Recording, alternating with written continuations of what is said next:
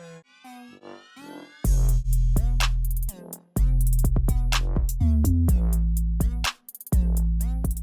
this video, we're going to be taking a look at a multi-mass system that is being pulled up an inclined plane. We have a person pulling with 49 newtons of force up the ramp, and they're pulling a 3 kilogram block, which is attached to a 2 kilogram block. So the first thing we're going to do is solve for the acceleration, and then after we solve for the acceleration, we're going to solve for this force of tension in the middle in between these two blocks. So the first thing we're going to do is we're going to go ahead and treat the 2 and 5 kilogram system as one whole 5 kilogram chunk. So we have a 5 kilogram block, and we're going to ignore all of the external forces, and then, or excuse me, ignore all the internal forces and only pay attention to the external forces, so the forces outside of the system. So we have the force of tension from the person, which is 49 newtons. We have the normal force pushing up perpendicular from the ramp, and we have the force of gravity pulling straight down. And then as the blocks are being dragged up the ramp, so we're assuming that they're most likely being pulled up the ramp, it is possible that the person is pulling and then they're kind of losing this tug of war, and then the blocks are sliding down the ramp. So for now, let's hold on to where to put the force of friction. It may be down the ramp or it may be up the ramp, depending on what happens. So we want to take our FG and break it up into a perpendicular component, which is the FGY, and then a parallel component, which we'll call the FGX. And then our 40-degree angle is going to translate into this part of the triangle right there. So let's sum up the forces in the X and Y direction in a moment, actually. But before we do that, let's go ahead and find this FGY and FGX first. So the FGX is opposite of our 40-degree angle. So we can take our FG of, and this one is actually 49 newtons too, because FG is mg, which is mass times 9.8, which is actually 49 newtons, just like our FT. That's just a coincidence, though. We're going to take our 49 newtons, which is the hypotenuse of our triangle. The 40 degrees is right here. So opposite, we have the FGX. So the FGX is going to be utilizing the sine of the angle, because we want the opposite and hypotenuse end. So it's 49 times the sine of 40 degrees. And then that is equal to 31.50 newtons. In the y direction, this is the adjacent side to our 40-degree angle that we're going to use in combination with our hypotenuse. So that one we're going to utilize the cosine of the angle. So we have FGY equal to 49 times the cosine of 40, and that equals 37.54 newtons. Okay, so now that we got that checked off the list, let's go ahead and sum up our forces in the X and Y direction. So we have some formulas to work with to go ahead and solve for our acceleration.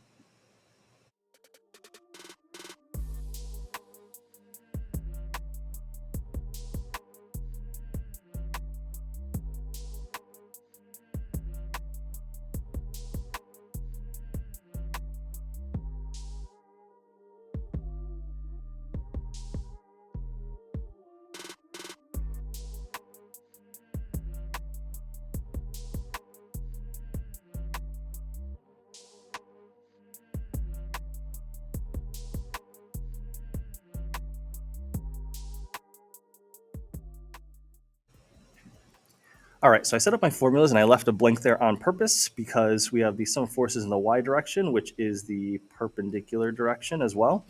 And we have the Fn going up and then the Fgy going down. So I subtracted the two, that equals 0 because there's no acceleration or movement in the perpendicular direction. We already know Fgy is 37.54 from earlier, so then we know Fn has to be 37.54 as well. In the y direction, we have the force of tension of the person tugging the rope up the ramp, and then we have FGX opposing that force.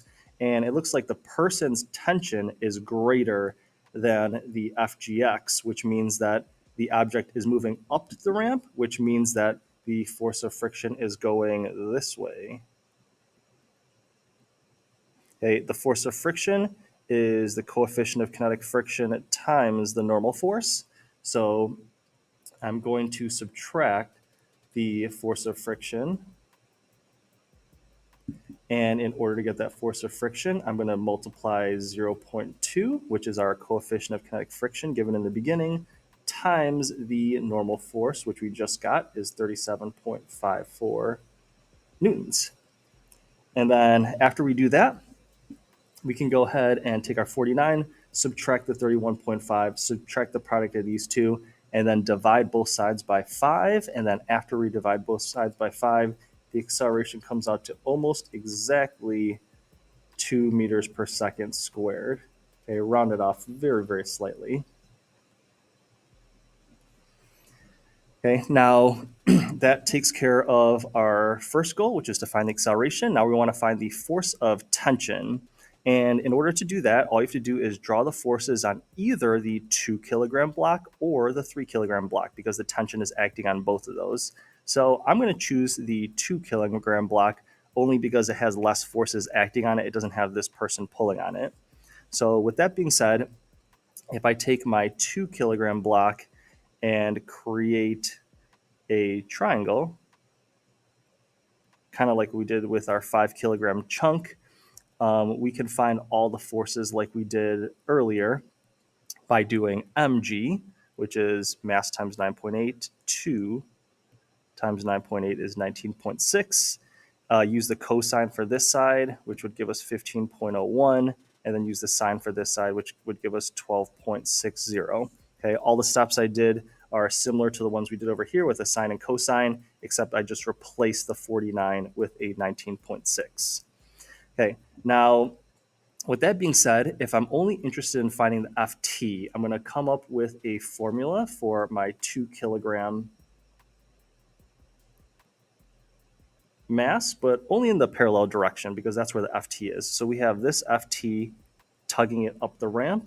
So we have FT tugging it up the ramp, and then this FGX going down the ramp, which is 12.60, and then subtracting the friction of just the 2 kilogram block. Okay, so the friction again is mu 0.2 times the normal force. The normal force is equal and opposite to this 15.01 right over here. So multiply it by 15.01. Okay, all of that is going to be FT minus 15.60 newtons equals m times a. The mass is 2 and the acceleration is 2. So this whole entire side is going to be 4. So you just add 15.6 to both sides, and then your FT comes out to be 19.60 newtons. So to sum things up, it's usually the best strategy to treat everything like one large system to find the acceleration first. And then if you want to find some internal forces such as an FT, then you just want to make a formula for either one of the masses so that FT is included, and then use that acceleration that you first found to help you find that FT. And then your problem is complete. We have our acceleration and our FT. Hope that was helpful to you. Thank you for watching and listening.